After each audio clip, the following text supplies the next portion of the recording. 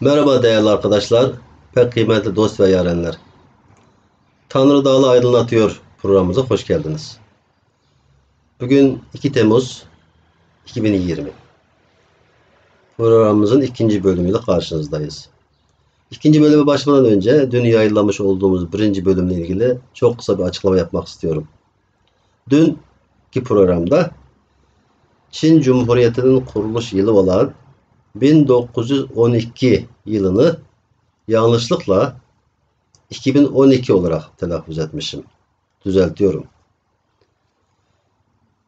Genellikle bu tür programların kısa olması gerektiğini savunmuş olmama rağmen kendi programı biraz uzatmışım.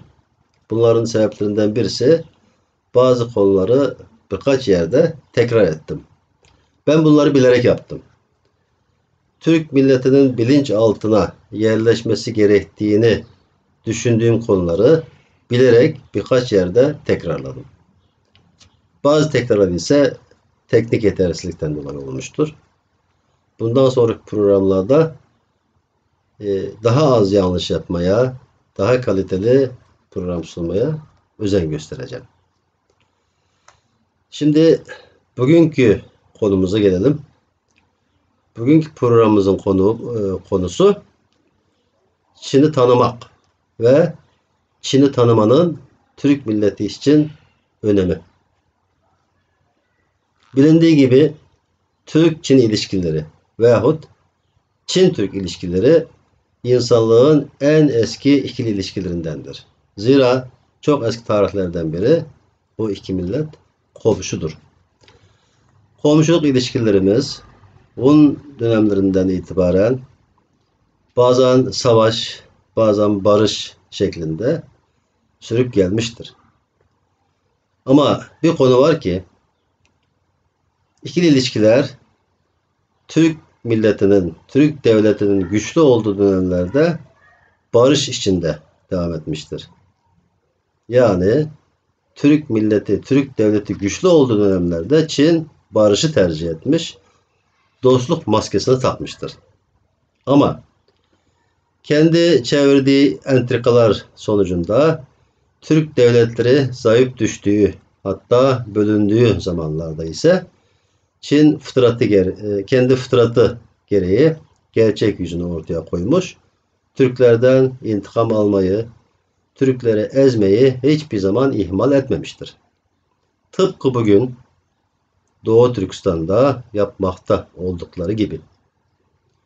Düşünün, 2010 yılına kadar dünya nasıl bir dünyaydı? 2010 yılında Çin ekonomik güç konumuna geçtikten sonra nasıl bir dünyaya çevrildi?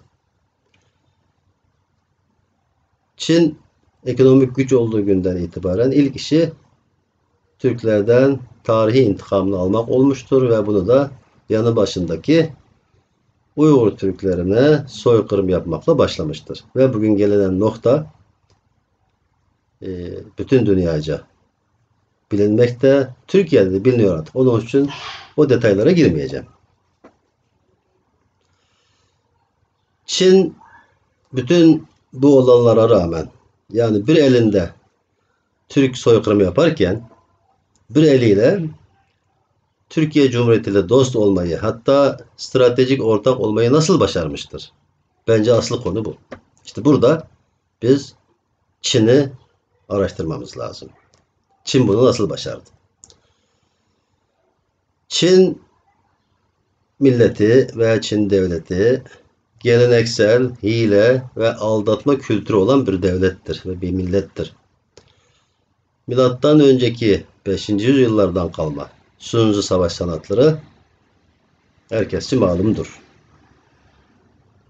Daha sonra Sun Tzu savaş sanatlarının devamı olarak ortaya çıkan 36 hile de Çin'in ikili ilişkilerde sürekli uyguladığı, sürekli başvurduğu bir yöntemdir. Bunlardan birisi de yüzünde gülücük dağıtmak, koynunda hançer taşımak. Yani Çincesi Shaoli Cangdao. Bir düşünün. Yüzünde gülerken koynunda hançer saklamak birbiriyle tamamen zıt iki tane psikolojik bir düşünce, bir kavram, tamamen iki değişik eylemdir. Birbirinden bu kadar farklı, birbirine bu kadar zıt iki tane eylemi aynı anda vücudunda barındırabilen tek millet de Çin'dir. Ve sırf bu özelliğinden dolayı Çin her zaman masumiyet numarasına karşıdaki insanları inandırmış, kendi gerçek yüzünü, gerçek niyetini gizlemeyi başarmıştır. Bununla birlikte Çin'in bugün Türkiye'ye uyguladığı bir yöntem daha var. O da uzak dikine cilve yap, yakın dikine saldır. Yani Yuan Jiao Jingong. İşte bu yöntemle Türkiye'yi bir şekilde ele almayı başarmıştır.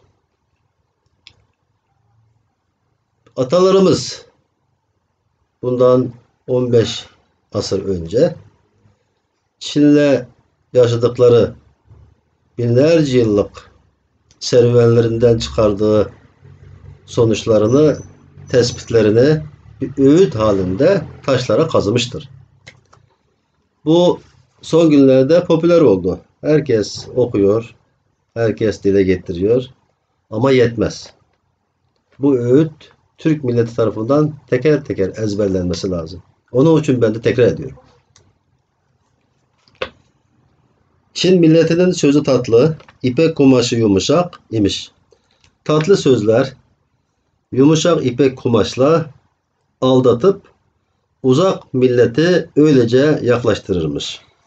Yaklaştırıp konduktan sonra kötü şeyleri o zaman düşünürmüş. İyi, bilgili insan, iyi cesur insanı yürütmezmiş. Bir insan yanılsa kabilesi, milleti, akrabasına kadar barındırılmazmış. Tatlı sözüne, yumuşak ipek kumaşına aldanıp çok çok Türk milleti öldün. Türk milleti öleceksin. Kültekin anıtı. Güney yüzü. Yıl 732. Atalarımız Çin'i bir nebze tanımış ve bize bu öğütleri bırakmış.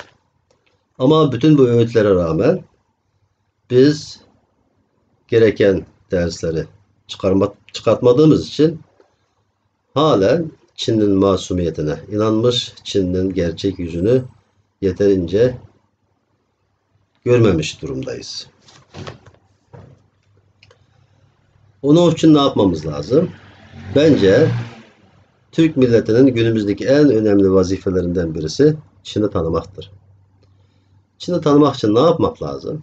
Çin'i tanımak için tabii ki Çin hakkında sağlıklı bilgilere ulaşmamız lazım. Ben bu konuda birkaç tane tavsiyede bulunabilirim. Çin hakkında en tarafsız, en sağlıklı bilgiyi gene Çince olarak yayınlanan Batı Bölge Teorisi'dir. Batı Bölge Teorisi Çince adı Shibulun. Bu eserin yazarı Çin Halk Cumhuriyeti ordusunda generallik rütbesine erişmiş.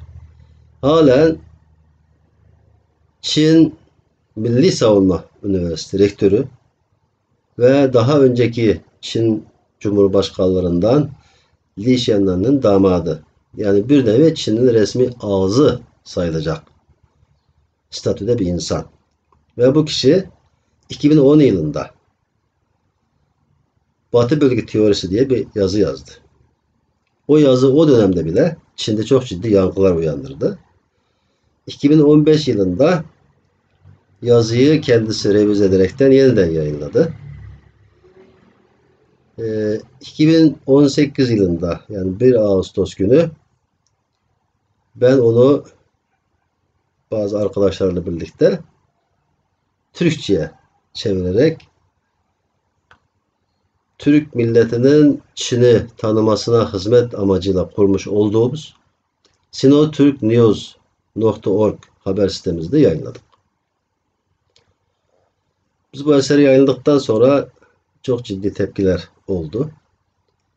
Üniversitede görevli akademisyen hocalardan bu eseri, bu yazıyı öğrencilere ders olarak okutuyoruz gibi tepkiler geldi. Ve bazı televizyon programlarında, bazı yazarların köşe yazılarında Batı bölge teorisinin etkisi ciddi şekilde görüldü. Yani iyi bir iş yapmışız dedik. Ama yeterli değil. Bakın Batı bölge teorisi o kadar tarafsız ki, bakın ben orada kendimizden bir tane cümleyi ilave etmedik. Bir tane noktayı değiştirmedik. Tamamen Çinli bir generalın ağzından ortaya çıktı. İçerinde ne var?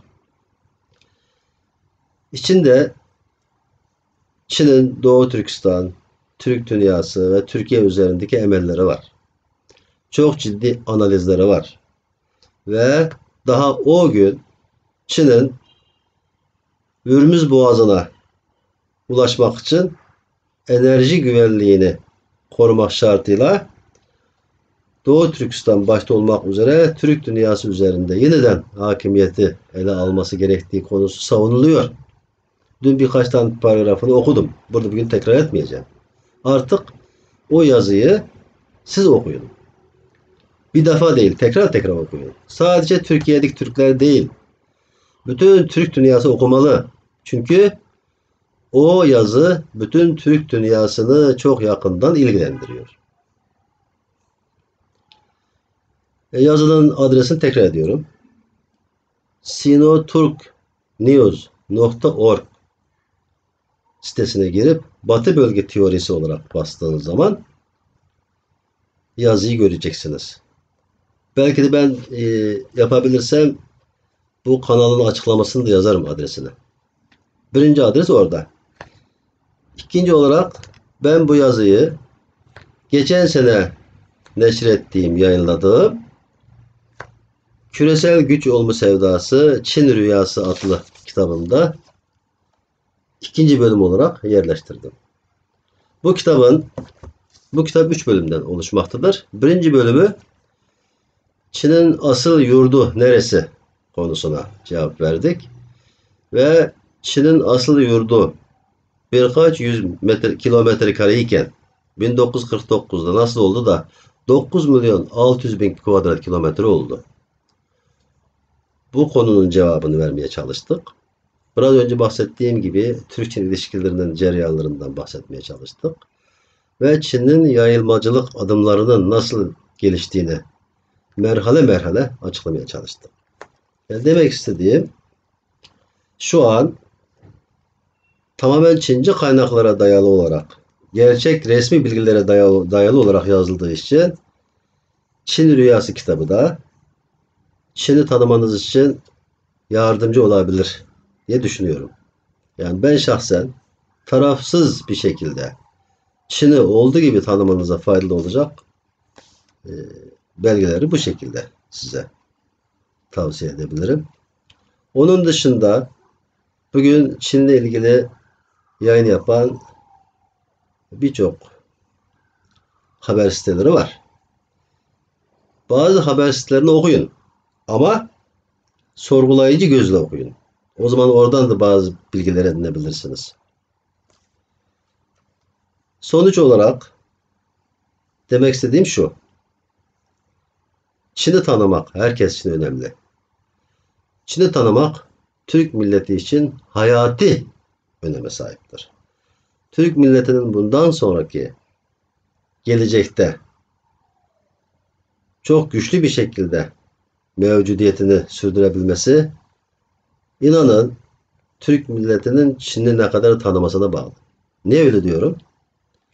Arkadaş bugün Çin Türk milletinin köküne kibir suyu döküyor. Bu ne demektir? Biz sürekli demiyor muyuz? Köklü tarihimizden güç alacağız da güçlü geleceğe doğru gideceğiz. Öyle diyoruz değil mi? Köklü geçmişimiz nerede?